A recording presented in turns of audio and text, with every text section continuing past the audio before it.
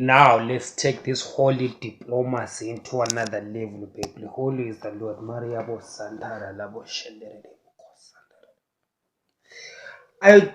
I explained to you on the previous video that the symbiotic relationship between ZANU-PF and Washington is beneficial, to both parties. And the people that are thrown under the bus are the Zimbabweans and the rest of the Africans. Now I've got a new proposal to the Washington elite. A new proposal to the Wall Street elite. Forget the past. Forget the systems of the past. Because God is moving. I mean, it's not just me. But God is moving in the spirit. Things are changing. God's anger, his wrath is coming against international, multinationals that are against his poor black Africans. Therefore, if you are white, you are Jewish, you are in the military, you are in the CIA, you are in Wall Street, this message, I'm telling you, is one of the most critical messages in your whole goddamn career. Not just career, but your whole existence. Because there is a hell after this. If you don't take kindly to the words that I'm going to say, and do as you please and do as you've been doing, there's going to be hell that is coming from God, from the Almighty One, not me. But He has sent me, don't worry, to help you to save your behinds from hell, while it's at the same time enjoying life on earth. Here's my proposal: get rid of ZANU-PF and this despotic government and all the governments in Africa that are trying to destroy my people. Instead, force them to reform. Force Emmerson Mnangagwa to do reforms, to do economic building, to build the economy. And on top of that, take him off that international demonic brotherhood nonsense. You know what I'm talking about. You know what it is there when you send spirits that cause him to do things that destroy his own country. You know exactly. Now I'm giving you a new proposal. Africa's got 1.4 billion people. When I become the president of Zimbabwe, what I'm gonna do is to force around Africa a radical transformation, getting the 1.4 billion people out of poverty. Why? So that we can create a market for goods and services in which we will be able, therefore, make sure that Wall Street benefits over Shanghai or China, or whatever you call it. That's a good proposal. Think about it. Whilst you're thinking about it, the inflation rate is ravaging you.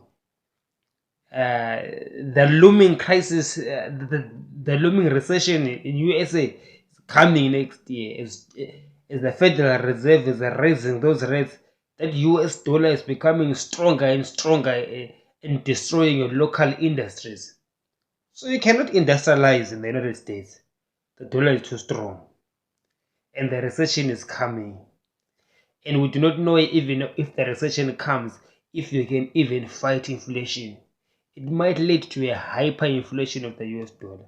The solution is investing in South America and Africa. But the problem with Africa is that you have been propping up dictators for the past century. But now, seeing that the atmosphere is changing. So if I say spiritual, maybe some of you don't believe, you don't understand. Let me put it this way. The atmosphere, the economic atmosphere, the political atmosphere is changing. These people in Africa are now getting more educated. They're now able to build Africa on their own. But the reason why I'm talking to you is not because I cannot build Zimbabwe in Africa without Wall Street. Don't get it twisted. I can. It's just that we are avoiding unnecessary wars. We don't have to fight. We need to work together. And by working together, you need to figure out a way of making sure that a wave of young leaders across Africa that will take Africa to success. Not the CIA going around Africa killing leaders that are good. Holy is the Lord. You hear what I'm saying? I'm a prophet of the Most High God. CIA, don't play with me. Don't play with fire. If you touch me, you touch Jehovah. You say, I said, if you touch me, CIA or FBI, touch even if a little bit of my hair like this, your family in hell, your grandfather they will rise and then beat you up. You will see a ghost in your own house to come and slap you hard. Holy is the Lord, don't play. So, this prophet is telling you, therefore, that this is what you're going to do now.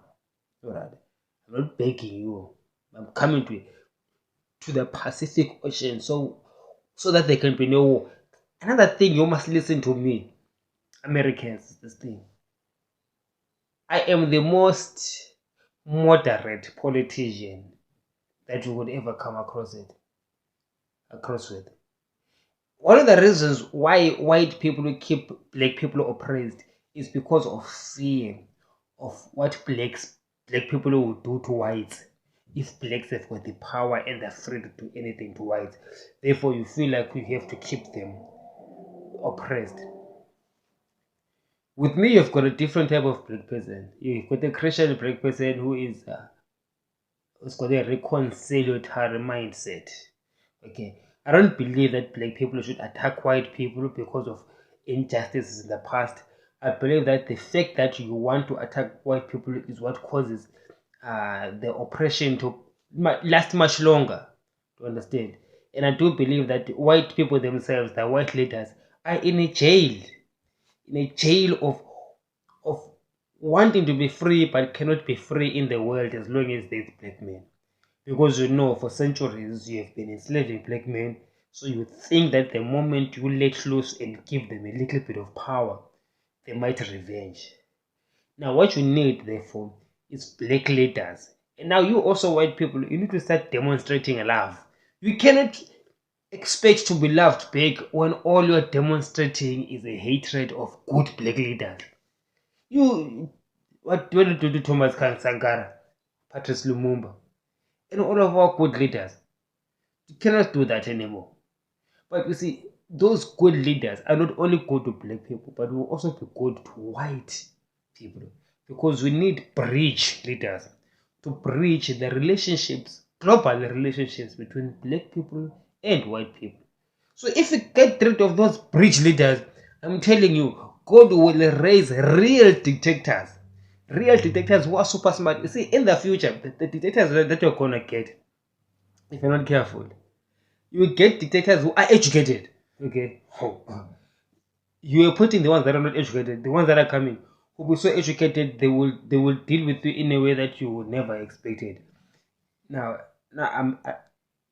for the love of God, for the love of the earth, for the love of the peace of the earth, promote leaders that will be a bridge between the white and black relations. And I'm one of them. And do away with the policy of fear. Because I realize that this white supremacy system, or this racism, it's really not based on white people believing that they are better than white people. No, it's not based on white people thinking they are better than blacks. It's actually based on white people fearing black people. Should black people be free? And your fears are somehow unfounded.